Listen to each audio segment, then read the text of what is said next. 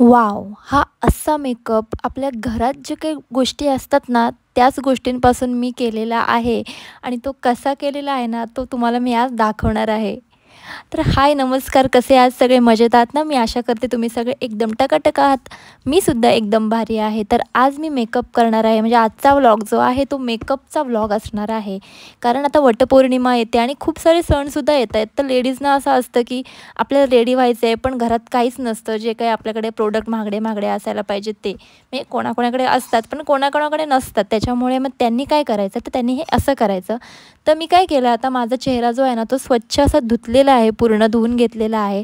आणि प्रायमर वगैरे सगळ्यांकडेच असतं तसं नाही. त्याच्यामुळे प्रायमर तर मी आता लावणार आहे, कारण माझ्याकडे आहे.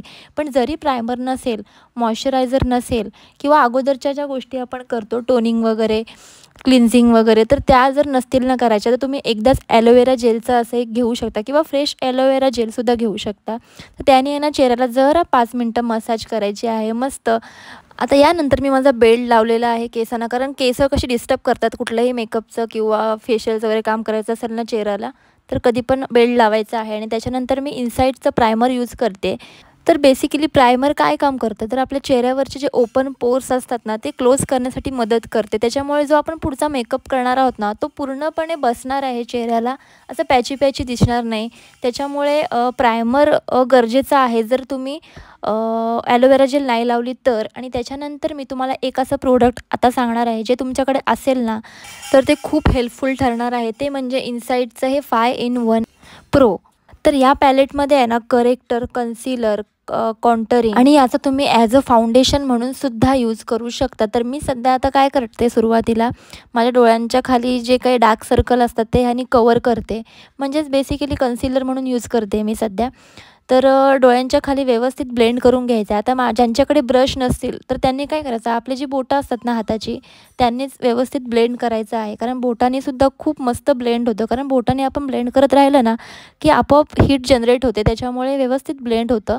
तर मी पण काय करते, घाईघाईमध्ये जेव्हा पण मेकअप करते ना, तेव्हा बोटानेच ब्लेंड करते. तुम्ही बघू शकता व्यवस्थित ब्लेंड झालेला आहे. आणि आपल्याकडे अनइवन टोन असतात ना, म्हणजे चेहऱ्यावर जे काही डाग असतात किंवा काही प्रत्येक भाग चेहऱ्याचा कसा सेम नसतो, कधी कुठला भाग काळा असतो. तर तिथे आपल्याला हे लावायचं आहे आणि व्यवस्थित ब्लेंड करायचं आहे. मात्र जरा ब्लेंडिंगला जास्त टाईम दिला ना, तर मेकअप एक नंबर होतो. तर ह्याच्यानंतर मी यूज करते फाउंडेशनच्या जागेवर ग्लो अँड लवली. जर तुमच्याकडे फाउंडेशन असेल, तुमचा रेग्युलर जो टोन आहे त्याचं, तर तुम्ही ते सुद्धा यूज करू शकता. माझ्याकडे सुद्धा आहे, पण मला दाखवायचं होतं की जर आपल्याकडे फाउंडेशन नसेल ना, तरी आपण मेकअप चांगला करू शकतो. तर इथे मी काय केलं आहे, ग्लो अँड लवली आहे ना व्यवस्थित लावलेली आहे, कारण ग्लो अँड लवलीने पण सुद्धा मस्त मेकअप होतो. तर असं व्यवस्थित जास्त थोपायचं नाही आहे, कारण आपल्याला वटपौर्णिमेसाठी मेकअप करायचा आहे. त्याच्यामुळे इतका असा हेवी मेकअप चांगला दिसणार नाही. त्याच्यामुळे लाईट लाईट करायचं आहे. आता इथे सुद्धा ब्लेंडिंग तुम्ही हाताने सुद्धा करू शकता, पण मला उशीर होत होता, माझ्याकडे एवढा वेळ नव्हता. त्याच्यामुळे मी ब्लेंडर घेतलेला आहे. तुमच्याकडे जर ब्युटी ब्लेंडर असेल तर त्याने सुद्धा करा, फक्त थोडासा ओला करा. ओला केल्यानंतरच ब्लेंड करा. तुम्ही हाताच्या साहाय्याने सुद्धा आरामात करू शकता, फक्त थोडंसं टाईम जास्त जातो बस, बाकी काय नाही. ब्लेंडिंगला जर तुम्ही जास्त टाईम दिलात ना, तर मेकअप एक नंबर होतो. तर इथे आता माझं फाउंडेशनसुद्धा ब्लेंड करून झालेला आहे. आणि याच्यानंतर मी एक आयशॅडो पॅलेट घेतलेला आहे. तर मी तुम्हाला सांगते, जेव्हा पण तुम्ही आयशॅडो पॅलेट एखादा खरेदी करता, तो असा करा ज्याच्यामध्ये आहे ना जवळजवळ सर्व शेड असतील, ब्राऊन शेड वगैरे सर्व असतील, असा घ्या. तर व्यवस्थित अशा प्रकारे आपल्याला कॉन्टोर करून घ्यायचा आहे, जसं मी केलेलं आहे तसं. तर माझ्याकडे हा जो पॅलेट आहे ना, त्याच्यामधला मी एकदम ब्राऊन शेड आहे तो घेतलेला आहे कॉन्टरिंगसाठी. कारण मला क्रीम कॉन्टरिंग आवडत नाही, मला पावडर कॉन्टरिंग आवडते. तर अशा प्रकारे मी एका हातात पॉन्ड्स पावडर घेतली आणि दुसऱ्या हातात एखादा रुमाल घेतला आणि त्यानेच मी डिप डिप करत असं माझा जो बेस आहे तो सेट करते. ज्याच्यामुळे काय होतं, घाम वगैरे आला तरी आपला जो बेस जो आतापर्यंत आपण केलेला आहे तो खराब होत नाही. तर आता आपल्या मेकअपचा बेस रेडी आहे. आता याच्यानंतर मी हायलाईट करते. हायलाईट एकदम ऑप्शनल आहे, पण मला आवडतं म्हणून मी करते. तर हायलायटरसाठी मी तोच पॅलेट यूज करते. त्याच्यामधला एकदम जो लाईट शेड आहे, म्हणजे फेअर शेड आहे, तो यूज करायचा कधी पण. म्हणजे आपली जी स्किन टोन आहे त्याच्यापेक्षा फेअर टोन घ्यायचा. आणि त्यानेसुद्धा व्यवस्थित आता मी ब्युटी ब्लेंडरच्या साहाय्याने हे पण मस्त ब्लेंड करते. आता ह्याच्यामुळे सुद्धा कसं होतं, आपले फीचर्स जे आहेत ते उठून दिसतात. आता जसं मी तुम्हाला मगाशी म्हणालं की कॉन्टोरिंग आपलं नाक उठून दिसतं, तर हायलाईटनी सुद्धा आपलं जे पूर्ण चेहरा आहे तो उठून दिसतो. तर अशा प्रकारे मी माझं फेस हायलाईट केलेलं आहे आणि त्याच्यानंतर थोडीशी अजून पावडर घेतली आणि त्यालासुद्धा व्यवस्थित सेट केलं जिथं आपण हायलाईट केले तिथं. आणि त्याच्यानंतर म्हणजे लाईटच घ्यायचं, एकदम थोपायची नाही आहे पावडर, नाही तर पूर्ण सफेद होऊन जाईल. तर ह्याच्यानंतर मी माझ्या आरशात बघितलं की सगळं ओके आहे ना, तर मला सगळं ओके दिसलं. आता याच्यानंतर मला आयब्रो फिल करायची आहे. तर आयब्रो फिल करण्यासाठी नेहमी काय करायचं, ब्राऊन शेड यूज करायचा आणि एकदम सुरुवातीचा जो भाग असतो ना आयब्रोचा, तिथे जास्त करून यूज करायचा आणि एकदम नंतर जे म्हणजे शेवटला कमी यूज करत जायचं आणि नॅचरल दिसतील असंच यूज करायचं. एकदम जास्त लावायचं नाही आहे आयब्रो पेन्सिल, नाहीतर ते आर्टिफिशियल दिसतं. तर आता मी करते माझा आय मेकअप. तर जसं आपलं साडी किंवा आउटफिट असेल ना, त्याच्यावर मॅच आपल्याला नेहमी आय मेकअप करायचा असतो. तर माझं ग्रीन कलरची साडी आहे आणि पिंक कलरचा ब्लाऊज आहे. तर मी काय करते, आता ग्रीन जास्त आहे आणि पिंक कमी दिसेल आपल्या लुकमध्ये, तर मग पिंक कलरचे आय शॅडोचा कलर म्हणजे पिंक वापरलेला आहे मी. आणि त्याच्यानंतर थोडासा सिल्वरिश जो कलर असतो तो आय लिडमधून घेतलेला आहे. म्हणजे सुरुवातीच्या आपला जो डोळ्याचा जो मधला भाग असतो, जो कोपरा असतो सुरुवातीचा, तिथपासून ते अर्ध्यापर्यंत म्हणजे हाफपर्यंत मी सिल्वर घेतलेला आहे. त्याच्यानंतर माझा आय मेकअप हा डन झालेला आहे. दुसरं काय केलेलं नाही आहे एक्स्ट्रा, कारण जसं की मी तुम्हाला सांगितलं की आपल्याला फक्त वटपौर्णिमेसाठी करायचं आहे. त्याच्यानंतर मी काजळ लावला, इनसाईडचाच काजळ यूज केला आणि ह्याच्यानंतर मी आय लायनर लावणार आहे, माझं फेवरेट. तर आय लायनर लावायच्या खूप साऱ्या टेक्निक आहेत, पण मी अशा प्रकारे लावते. थोडीशी मान उंच करायची आणि त्याच्यानंतर एकदम शेवटच्या टोकाला पहिलं विंग द्यायचं आणि त्याच्यानंतर सुरुवातीपासून ते त्याला जॉईन करायचं. थोडंसं सुरुवातीला तुम्हाला कठीण वाटेल, पण जेव्हा तुम्ही कराल ना प्रॅक्टिस, तर एकदम इझी जाईल.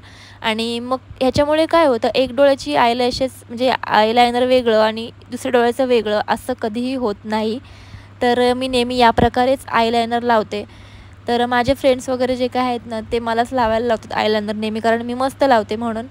तर तुम्हीसुद्धा ही टेक्निक फॉलो करू शकता. याच्यामुळे आयलायनर एकदम भारी लागतं.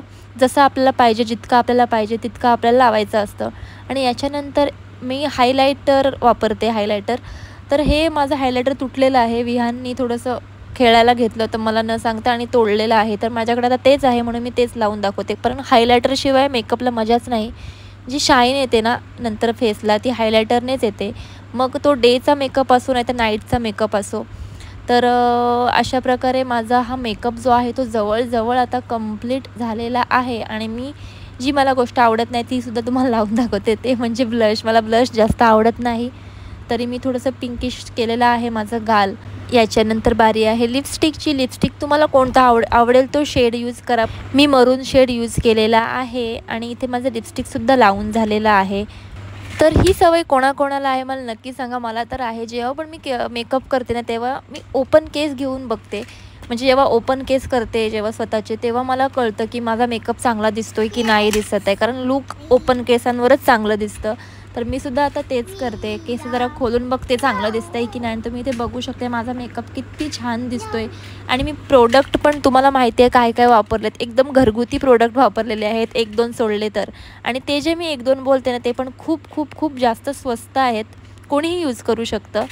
तर याच्यानंतर बारी आहे आपल्या टिकलीची. ट्रेडिशनल लुक आहे तर टिकली तर हवीच हवी. आणि मस्तपैकी मी चंद्रकोर ट्राय करते. तर ग्रीन साडी आहे त्याच्यामुळे मी ग्रीन टिकली लावून बघितली, पण ती मला इतकी खास वाटली नाही, म्हणून मी विचार केला की आपण पिंक लावून बघूया. तर मग मी ग्रीन काढली आणि पिंक लावली आणि ती मला ओके वाटली. तर आता तुम्ही बघू शकता माझं लूक कसं दिसते. अजून पण थांबा, अजून ड्रेस आहे, आपल्याला अजून साडी चेंज करायची आहे. त्याच्यामुळे 1, 2, 3 वाव.